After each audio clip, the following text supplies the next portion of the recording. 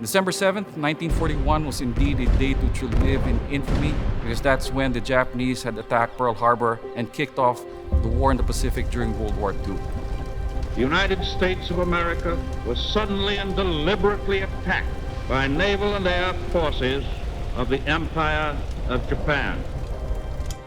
It would take a couple of months before the Allies would launch its first offensive against the Japanese, and it was only in August of 1942 that the battle for Guadalcanal would begin.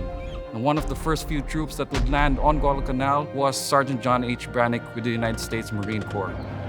Sergeant John H. Branic was part of L Company, 3rd Battalion, 5th Marine Regiment, and one of the first few assignments of L35 was to move towards the west from Henderson Field out to the Matanikau River.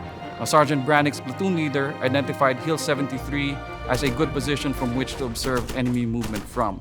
Unfortunately, it was also easy for the enemy to observe the Marines moving into the hill, and therefore the Japanese did attack the position with mortar and small arms fire. And in that action, Sergeant John H. Branic was killed.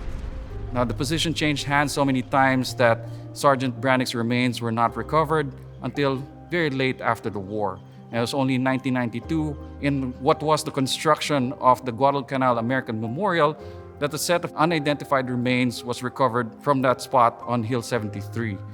And it was only 10 years after the construction of the memorial that a local from the Solomon Islands had come forward with the information that he had a ring in his possession that had the initials JHB, or the ring of Sergeant John H. Branic.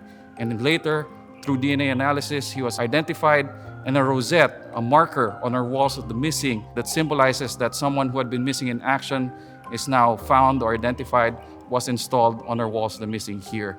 So when you come to the cemetery, you'll see that Sergeant John H. Branic's name has a rosette indicating that he is not missing in action anymore. He is now permanently laid at rest at the National Cemetery in Arlington.